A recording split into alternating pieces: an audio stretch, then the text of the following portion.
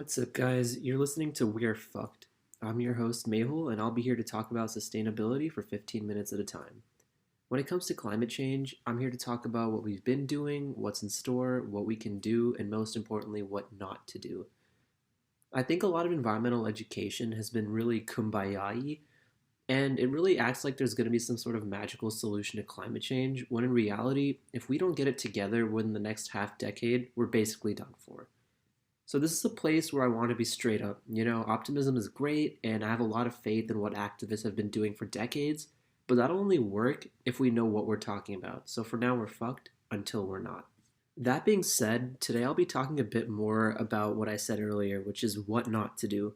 Specifically, to stop vilifying other people for being as sustainable as you want them to, and sort of, sustainability and classism as a whole. This is something that's been happening a lot, especially recently, with wealthier, more white people shaming people of color for not having what's trendy, like having, like really expensive things like a hydro flask or buying Tupperware, just really expensive items that are marked as being more sustainable or environmentally friendly, when there's a lot, better, cheaper, sustainable alternatives that don't have to be as trendy. And this is started by companies literally scamming us into thinking that, we, the individual consumer, are the problem and that we need to lower our carbon footprints. And the worst part is that people, including myself for a while, have bought that crap. There's a widely cited report that came out in 2017 which stated that only 100 companies are responsible for a little over 70% of carbon emissions. Let me say that again. 100 companies, 70% of emissions. And we want to shit on people for doing things like not having a hydro flask? It's humiliating enough to people that have to deal with this in person, but now social media has added a whole new dimension to it. It's not as pervasive on Instagram, where your feed is mostly just the people that you follow, but Twitter is where it gets a bit more interesting, because now your feed isn't just the people you follow anymore, but it includes the likes and retweets of other people's tweets that show up on other people's timelines. So now you've got people putting their opinions out there for anyone to see, and that's just an invitation for vilifying other people. I saw something the other day that had thousands of likes that said, almost word for word, you can't be someone that talks about sustainability or someone that says they're passionate about sustainability if you eat meat. Make it make sense. I literally didn't know what to think for a few seconds because that's the stupidest shit I've ever seen. I'm in no way undermining the effect that individual action has. Like, it is very important. But if someone's dedicated their time, money, and their career towards sustainability and got hungry one day and decided to get some Popeyes, that doesn't make them a hypocrite.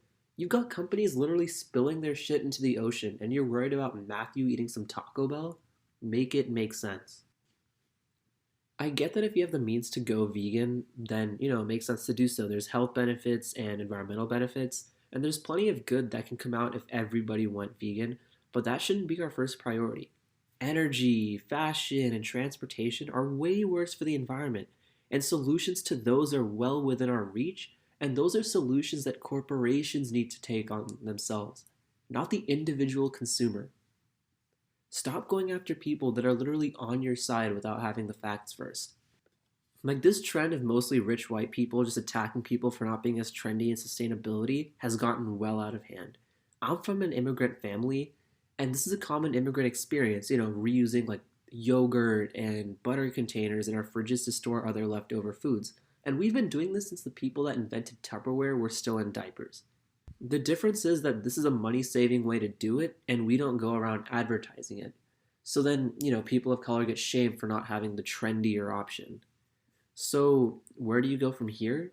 Well, if you're able to, buy smarter or don't shame people for not doing the same thing as you. It's that simple. Look, so now we all know that companies have created the illusion that the burden of undoing decades of environmental damage is on the consumer, but there's a whole lot more to it than just what companies are doing. In fact, environmental classism is more than just a social issue. Policymakers, who are generally white and wealthy, are creating classist policies that put lower income and historically black communities at risk. While climate change seems like a faraway threat, it's something that these communities are feeling the brunt of today. Look at the superstorms that have been raging the southern part of the United States recently. The people that are most adversely affected are the people in lower income communities by the ocean, especially with these hurricanes. Or look at New Orleans. That's a great example of a city like that, and it's only going to get worse from here on out. And if disasters weren't bad enough, according to the American Council for an Energy Efficient Economy, Black and Latino families have to pay a higher percentage of their income on utilities, and they tend to live in industrial areas with more air and water pollution. So they have to pay for a green lifestyle without getting the benefits of what they paid for. In fact, quote unquote green policies do nothing to alleviate the economic burden felt by immigrants and people of color. If anything, they exacerbate them.